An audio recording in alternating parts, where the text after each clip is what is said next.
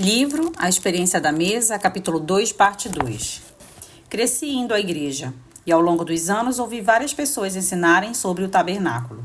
Lembro-me de ver desenhos e gráficos da parede, dos objetos do tabernáculo e como eles simbolizavam diversos aspectos do nosso relacionamento com Deus. Para ser honesta, porém, sempre deixei essas coisas meio de lado. Eu pensava, vamos lá, fale de algo significativo para a minha vida. Gráficos e tabelas me entediam, ainda mais que não consigo associar uma relevância atual e uma retórica teológica aparentemente profunda. Nunca havia estudado o tabernáculo, embora já tivesse ouvido o assunto ser ensinado tantas vezes e lido a passagem todas as vezes que fiz a leitura completa da Bíblia. Contudo, quando comecei a estudar o texto como parte da minha pesquisa sobre o princípio da mesa, notei algo interessante sobre o formato do móvel. Tenho experiência em design de interiores. Na verdade, tive um negócio nessa área por cerca de 10 anos. Nós, designers, memorizamos algumas medidas e uma delas é a altura média de uma mesa de jantar. Muitas vezes, precisamos comprar tecido para fazer saias, toalhas e passadeiras. Portanto, é útil conhecer esse detalhe. Ao ler a passagem em Êxodo 25, algo me chamou a atenção. A altura da mesa no tabernáculo era mais ou menos a mesma das mesas de jantar dos dias de hoje. Interessada e curiosa, continuei a leitura. Revista-a de ouro puro e faça uma moldura de ouro ao seu redor. Faça também ao seu redor uma borda com uma largura de 4 dedos e uma moldura de ouro para essa borda. Êxodo 25, 24, 25. Deus instruiu Moisés a criar uma borda ao redor da mesa planejada para o tabernáculo. Curiosa, dei uma olhada em nossa mesa de jantar e percebi que ela tem uma borda à sua volta. Então olhei para a mesa de centro da sala e percebi que ela também tem uma borda. Na verdade, quase todas as mesas da minha casa, e suspeito que da sua também, têm algum tipo de extremidade ou borda. A maioria dos artesãos acha atraente e importante terminar o tampo de uma mesa com uma borda decorativa. A mesa que Deus projetou para o tabernáculo está começando a se parecer demais com a mesa de jantar, pensei. Minha empolgação crescia enquanto continuava a leitura. Faça 4 argolas de ouro para a mesa e prenda-as nos 4 cantos dela, onde estão os seus 4 pés. Êxodo 25, 26. Se você pedir a um grupo de crianças da pré-escola para desenhar uma mesa, como elas farão? Com 4 cantos e 4 pés. Esse é o design original de uma mesa. A forma que a maioria de nós imagina uma mesa. Desde a época do tabernáculo, modificamos o design das mesas e passamos a incluir mesas redondas, ovais e com só um pé no centro. Mas o formato que Deus ordenou para o tabernáculo é o tipo de mesa que primeiro nos vem à mente, com 4 cantos e 4 pés. Lembre-se de que isso aconteceu mais de 1000 anos antes de Cristo. Até onde pesquisei, não soube de nenhum documento nos registros históricos de uma mesa desse tamanho, construída antes de Deus dar essa descrição exata a Moisés. E hoje, a mesa é parte central da maioria das culturas. Então, prossigo a leitura. Faça de ouro puro seus pratos e os recipientes para incenso, as suas tigelas e as bacias nas quais se derramam as ofertas de bebidas. Êxodo 25, 29. Achei isso fascinante. Então fui comparar as diferentes traduções desse versículo para as várias versões da Bíblia. Estas são algumas das palavras que eu encontrei. Pratos, copos, taças, jarras, colheres e tigelas. Tudo com o propósito de derramar ofertas.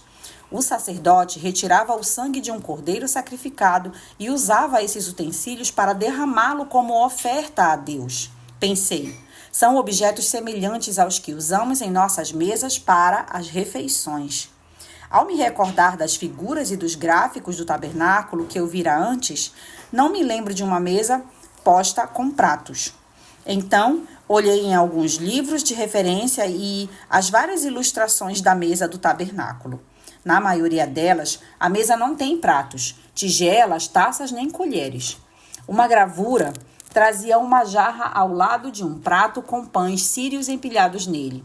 Entretanto, de acordo com o plano de Deus, revelado em Êxodo 25:29, a mesa do tabernáculo era posta com pratos, tigelas, jarras, taças e colheres. Curiosa, continuei a leitura e descobri o propósito divino para a mesa. Coloque sobre a mesa os pães da presença, para que estejam sempre diante de mim. Êxodo 25:30. Quem é o pão da presença? Jesus. Ele disse, eu sou o pão da vida, em João 6,48. A refeição planejada por Deus para ser colocada na mesa dos pães da presença representava o próprio Jesus, o pão da vida que nos nutre e traz redenção. O pão da presença na mesa do tabernáculo era uma imagem de Cristo que habitava como o arranjo central daquela mesa e era a refeição a ser partilhada. O sangue do cordeiro sacrificado proporcionava redenção pelos pecados do dia e do ano e representava o sangue do cordeiro, que redimirá o pecado de uma vez por todas. Imagine a presença sobrenatural e redentora de Jesus enchendo a vida daqueles que ofereciam um sacrifício e permitiam que o sacerdote se assentasse à mesa em seu lugar. Agora, quero que você imagine isto. No tabernáculo, a Arca da Aliança, a morada da presença de Deus, ficava atrás de um véu grosso e pesado. Já a mesa, ela era colocada fora do véu, no lado norte.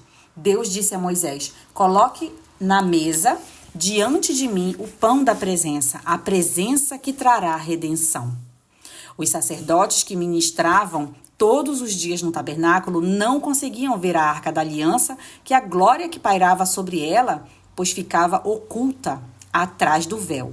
Mas podiam ver a mesa posta com os pães da presença. Pense comigo, o que aconteceu com o véu do templo centenas de anos depois após a morte de Jesus? Em 36 depois de Cristo, o templo de Jerusalém era uma estrutura magnífica, decorada com os mesmos elementos que compunham o tabernáculo. Não era mais uma tenda, mas sim um edifício grandioso. Os móveis, a Arca da Aliança, a mesa, o candelabro com 7 braços e o altar de bronze eram réplicas do modelo do tabernáculo. Quando Jesus disse, está consumado, e expirou, o grosso véu do templo se rasgou em 2 partes, de alto a baixo, Mateus 27:51 e Lucas 23:45. A presença de Deus agora estava exposta. A santidade divina na Arca da Aliança se encontrava aberta para a presença redentora de Jesus na mesa. O que aconteceu quando a santidade de Deus se encontrou com o poder redentor do pão da presença? Um terremoto. Foi um cataclismo. Nada do que existia permanece igual depois de um terremoto atinge uma região. De igual modo, quando Deus Pai, o Criador de toda a vida, se revela e Jesus libera a sua presença redentora em nosso coração, nada em nossa vida permanece como antes. Passamos por uma transformação de vida quando o Espírito Santo derrama o seu poder em nós. Conforme descobriremos com mais detalhes, Deus se encontra conosco por meio de uma presença sobrenatural à mesa. Essa presença divina à mesa vai além do que fazemos ou dizemos. Não importa quem somos ou o que fizemos. A Bíblia nos diz que Deus atua pela graça, mediante a fé. Efésios 2:8. E sentar-se à mesa é um passo de fé, com a confiança de que o Senhor se encontrará conosco lá. Quando fazemos nossa parte, nos assentamos à mesa, seja com familiares e amigos, seja a sós, o pão da presença se encontra conosco e atua em nosso coração. Nosso coração é formado e moldado com seu amor e sua paz à medida que aceitamos uns aos outros. Uma fusão de relacionamentos exala. O princípio da mesa. O princípio da mesa é como um novelo dourado tecido ao longo de uma trama das Escrituras, proporcionando continuidade, brilho e sabedoria. Enquanto estudava e orava, perguntei a Deus, se há mérito neste princípio, por que nunca o ouvi ser ensinado em nossas igrejas? Sou muito cautelosa ao abordar a palavra de Deus e queria ter certeza de que aquilo que estava aprendendo sobre a mesa era mesmo a verdade divina. Cheguei à compreensão de que o princípio da mesa sempre esteve presente na palavra de Deus, mas agora chegou um momento em que precisamos ouvi-lo muito mais do que antes. Creio que o princípio da mesa é a mensagem de Deus para nossa geração, a fim de fortalecer as famílias e nos preparar para fazer a obra dele no mundo atual. As gerações passadas praticavam instintivamente o princípio da mesa e desfrutavam os resultados: relacionamentos duradouros, segurança emocional e motivação pessoal. Na sociedade contemporânea, porém, nossa vida é cada vez mais fragmentada por atividades, estilos de vida e uma perda de valores absolutos que nos afastam da mesa familiar. Como resultado, vemos e sentimos os efeitos prejudiciais no casamento e na família. Ao sentar-me em minha cadeira naquele dia e estudar a mesa que Deus designou para o tabernáculo, pensei: espere um minuto. Essa mesa se parecia com uma mesa de jantar. Tinha pratos, tigelas, colheres, taças e jarras, assim como a nossa mesa. Tinha a mesma altura das mesas de jantar e dos nossos dias. E também 4 cantos e 4 pés, como a maioria das mesas hoje. Nela eram servidos os pães da presença. Isso significa que a presença divina também se encontra conosco em nossa mesa.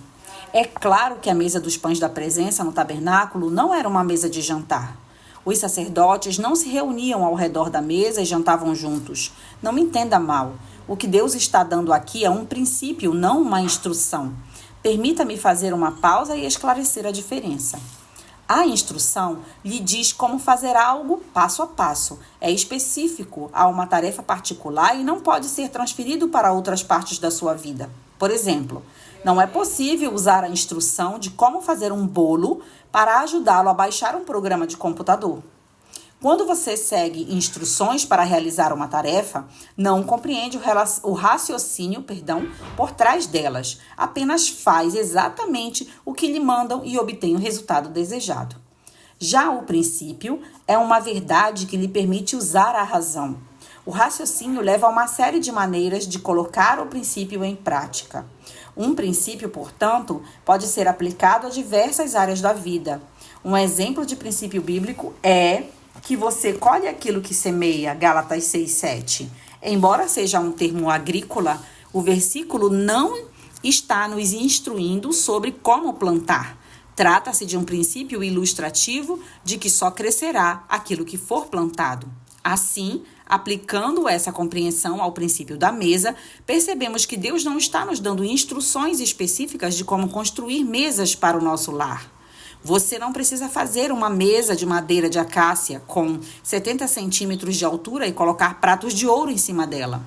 E se sua mesa de jantar for oval ou só tiver um pé no centro, não precisa se livrar dela e comprar uma mesa com 4 cantos e 4 pés.